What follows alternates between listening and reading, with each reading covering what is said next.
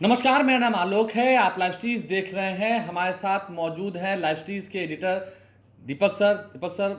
अब हम बात करने जा रहे हैं जेडीयू की, नीतीश कुमार की पार्टी की। जिस तरह से अब दबाव बढ़ता जा रहा है, या कह सके आज बिहार सरकार के मंत्री विजय चौधरी ने भी कह दिया कि बहुत देर हो चुकी है। जो इंडिया की पहली बैठक हुई थी 23 जून को, जी जी। उसके बाद कई बैठकें हुई, लेकिन आज तक फलाफल कुछ नहीं निकला। अब तो जेडीयू दबाव इतना बना रही है, या ये इतना कह रही है कि अब बर्दाश्त नहीं होगा, सीटों का बंटवारा जल्द करना होगा। जी, जाहिर सी बात है। देखिए आलोक का अब पिछले कुछ दिनों में जिस तरह की एक्टिविटी, पॉलिटिकल एक्टिविटी हुई है, और ख़ास करके उस समय से आप देखिए कि जो 5 राज्यों के विधानसभा चुनाव के परिणाम आए, उस परिणाम के बाद से तमाम जितने राजनीतिक समीकरण है, खास करके जो अलायंस बना, आईएनडीआई का जो अलायंस बना, उस अलायंस के समीकरण जिससे कहे कि तितर बितर होकर रह गए। उससे पहले तमाम जितनी भी पटना में मीटिंग हुई, मुंबई में मीटिंग हुई, दिल्ली में, बेंगलोर में, तमाम जगहों पर मीटिंग हुई। उस मीटिंग में इस बात को लेकर फोकस हो रहा था और इस बात की चर्चा थी कि क्या नीतीश कुमार को संयोजक बनाया जाएगा या नहीं बनाया जाएगा। लेकिन पटना की मीटिंग से जैसे ही मीटिंग शिफ्ट होती है बेंगलोर की, उसके बाद से ये कांग्रेस ने पूरा इसको टेक ओवर कर लिया और अब सारी चीजें उसके हाथ में हैं।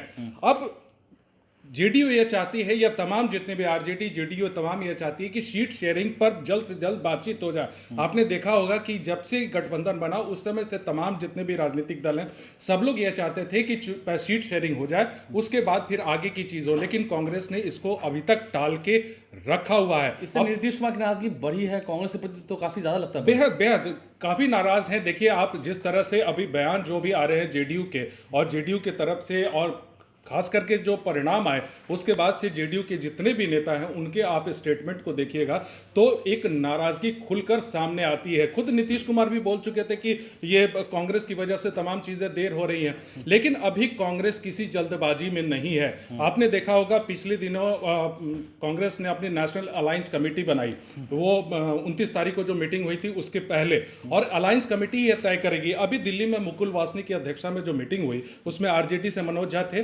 कांग्रेस से अखिलेश सिंह थे, जेडीयू से कोई था?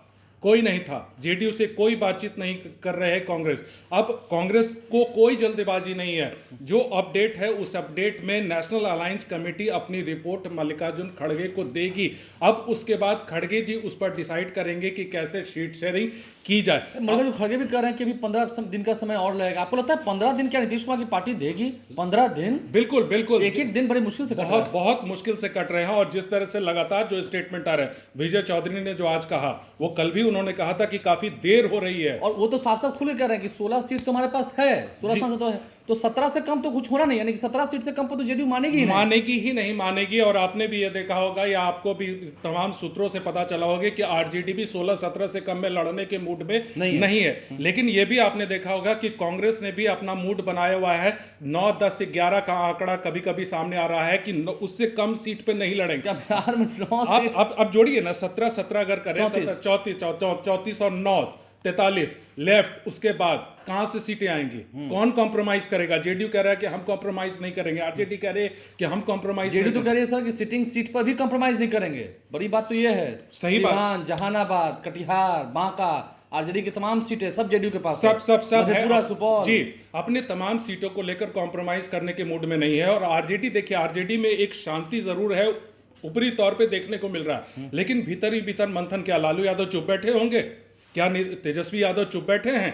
तमाम यह मंथन चल रहा है। और उसी बीच में यह खबर आ रही है कि क्या वो नीतीश कुमार का अगला स्टैंड क्या होगा? क्या जाएंगे सुबुघाट? इस बात को भी है कि क्या एनडीए में जा सकते हैं, क्या उसके लिए प्रेशर है?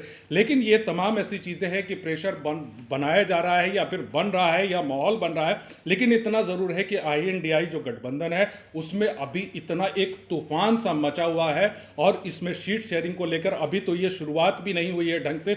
तब अभी मल्लिकार्जुन खड़गे कर रहे हैं कि 15 दिन अभी और लगेगा। अभी नेशनल अलायंस कमेटी ने अपनी रिपोर्ट नहीं दी। जेडीयू तो से ऐसी करे, इसकी अब बर्दाश्त से बाहर हो रही है बात। अब बर्दाश्त से बाहर हो रही है। तमाम सीटों को लेकर अपनी सीटें उन्होंने फिक्स कर दी कि हम सिटिंग सीट नहीं छोड़ने जा रहे। तो लालू यादव कॉम्प्रोमाइज करेंगे? जिस तरह से जिन सीटों की चर्चा आपने अभी की है, आरजेडी के 10 सीट लेगी बिहार में, 10 सीट लेगी बिहार में। आरजेडी भी जितनी सीटें हैं 16-17 से कम वो भी नहीं लड़ेगी। तो कहीं ना कहीं क्या कांग्रेस की तरफ से यह प्रेशर बनाने की कोशिश हो रही है कि कम से कम हमको ज़्यादा से ज़्यादा सीटें मिले। कुछ दिनों पहले जो कांग्रेस के नेताओं से बातचीत हो रही थी, उन लोगों ने भी कहा कि हम 10 सीट पे हम तैयारी कर रहे हैं। 10 सीट का पूरा लिस्ट जो है अखिलेश सिंह ने मुकुल वासनिक को सौंप दिया है। तो अब ये 10 सीटें आएंगी कहाँ से? और वहां पर क्या कॉम्प्रोमाइज कौन करेगा? जेडीयू तो कॉम्प्रोमाइज करेगी नहीं। अगर उन 10 सीटों में से कुछ ऐसी सीटें हैं जो जेडीयू के पास हैं, वो तो होनी नहीं है। तो अब जाहिर सी बात है कि अब आने वाले दिनों में अभी जो गठबंधन है, एक सबसे बड़ी बात आपने देखी होगी कि विजय चौधरी ने आज जो स्टेटमेंट दिया, एक शब्द ऐसा कह जी जी जी, वो शब्द को लेकर काफी चर्चा हो रही है। जी जी, शब्द संभाले बोलिए, शब्द के हाथ न जी पाओ। जी, जब ये गठबंधन बना था उसके बाद तमाम ये नेता बोल रहे थे कि हम इंडिया हैं, इंडिया अलायंस है। हाँ, इंडिया अलायंस जब है। समिट की बैठी हुई थी G20 समिट, उसमें जब प्रधानमंत्री नरेंद्र मोदी के आगे इंडिया की जगह भारत लिखा गया था, उस वक्त भी विवाद हुआ था कितना तूफान मचा था कि भारत क्यों हुआ। भारत क्यों हुआ, और बीजेपी की तरफ से इस INDI जो इंडिया है उसका मजाक उड़ाया गया, और बीजेपी ने कहा कि ये इंडिया नहीं है, इंडिया अलायंस है, ये घमंडिया है, घमंडिया अलायंस है, है। इंडिया अलायंस है। विजय चौधरी ने भी कल आज विजय चौधरी ने भी उसी इंडी अलायंस की बात कही। उन्होंने कह दिया कि इंडी गठबंधन। तो देखिए सुर बदले हैं, शब्द भी आ गए, शब्द आ गए। तो जाहिर सी बात है कि कहीं ना कहीं कुछ ना कुछ ये चीजें हो रही हैं। अब राजनीतिक गलियारों में इस बात को चर्चा है कि मकर संक्रांति के बाद यानी 14-15 तारीख के बाद एक बड़ा राजनीतिक बदलाव देखने को मिल सकता है। एक तरफ जहां राम मंदिर का प्राण प्रतिष्ठान होना है, वहीं दूसरी ओर बिहार में भी लगता है कुछ लोग इधर से उधर हो सकते हैं। अब जाहिर सी बात सुगबुगाहट काफी है, और काफी इस सुगबुगाहट के बीच में अब 3 से 4 दिन है। अब देखना, मतलब ये मान के चल सकते हैं सर कि भले कांग्रेस का है कि हम वेट एंड वॉच हैं, आरजेडी भी सहल है कि हम वेट एंड वॉच हैं, लेकिन जेडीयू वेट एंड वॉच अब नहीं करने वाली। जेडीयू वेट एंड वॉच करने की स्थिति में नहीं। क्या कांग्रेस इसीलिए इन चीजों को टालने की कोशिश कर रही है? 23 जून को बैठक हुई थी। हाँ, तो 23 जून को बैठक हुई थी। क्या कांग्रेस इस बात को लेकर टालने की कोशिश हो रही है कि मकर संक्रांति के बाद देख लिया जाए कि नीतीश कुमार का स्टैंड क्या होता है, उसके बाद ये तमाम चीजें करें? आज भी अखिलेश सिंह का स्टेटमेंट है, हम किसी जल्दबाजी में नहीं है। यहाँ जेडीयू कह रही है कि बहुत देर हो रही है, कांग्रेस कह रही है हम किसी जल्दबाजी में नहीं है। तो सवाल यह है कि गठबंधन ये तय हो चुका कि नीतीश कुमार जा रहे हैं, नीतीश कुमार जा रहे हैं। तो ये तमाम ऐसी चीजें हैं अभी गठबंधन में। लेकिन आरजेडी के लोग काफी भड़कते हैं, ये कहते हैं कि आप लोग चला रहे हैं, मीडिया वाले मसाला ले रहे हैं, बीजेपी की तरफ बोल रहे हैं कि वो उधर जा रहे हैं, उनको जानबूझ के भेज रहे हैं। हम लोग कहाँ भेज रहे हैं? जो तमाम चीजें जो सामने आ रही है कि अगर जो चीजें जो हम लोग जो घटनाक्रम चलता है उसी इनपुट के आधार पे हम लोग अपना आकलन करते हैं। अब सवाल ये उठता है, जिस शब्द की चर्चा आपने की कि इंडिया अलायंस, विजय चौधरी ने क्यों बोला?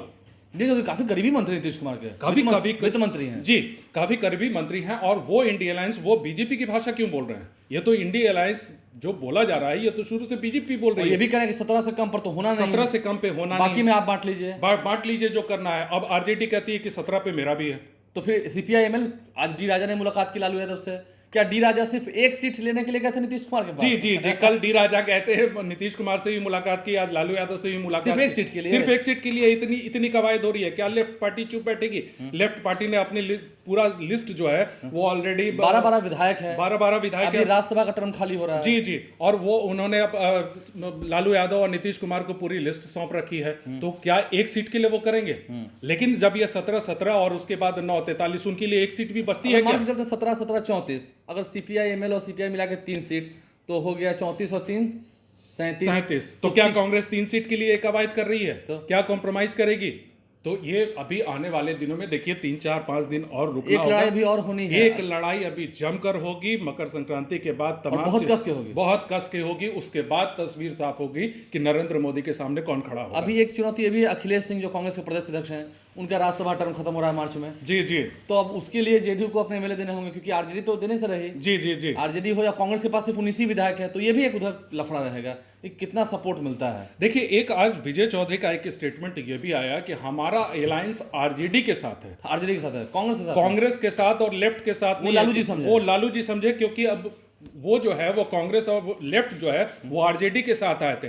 यानी सीधा पल्ला झाड़ लिया है कि मेरी बातचीत होगी तो लालू जी से होगी। हम लोग नहीं जानते हैं किसी कांग्रेस को, नहीं जानते हैं किसी लेफ्ट को। मतलब तनाव काफी है, दरार तो तनाव बहुत है, काफी कुछ है। अभी बहुत सारी तस्वीर जो है वो साफ होगी। 3-4-5 दिन और इंतजार कीजिए। मकर संक्रांति के बाद लगता है कि एक बड़ा तूफान आएगा। उस तूफान के बाद ये पता चलेगा कि लोकसभा चुनाव में नरेंद्र मोदी के सामने कौन होगा। और नरेंद्र मोदी ने अभी अपने सभाओं को भी कैंसिल किया, अभी थोड़ा टाइम लिया है। जी जी जी, 13 तारीख की सभा नहीं थी, अभी नहीं आ रहे हैं। नहीं आ रहे हैं। लगता है वो आएंगे तो साथ ही आएंगे। लेकिन अब है कि आने वाले दिनों में बीजेपी की एक्टिविटी, इंटरनल एक्टिविटी तो आप रोज देख रहे हैं कि बड़ी बड़ी स्वर मीटिंग बदले हुए हैं।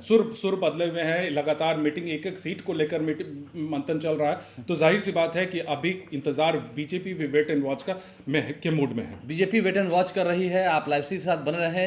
देखना ये है आने वाले समय में जिस तरह से तस्वीरें बदल रही हैं, तूफान आने वाला है, इस बात का संकेत दे रहा है। जो शांति है, तूफान से पहले शांति बरकरार थी, अभी शांति का माहौल है, लेकिन तूफान आएगा, तूफान ज़रूर आएगा। और तूफान आएगा 15 के बाद।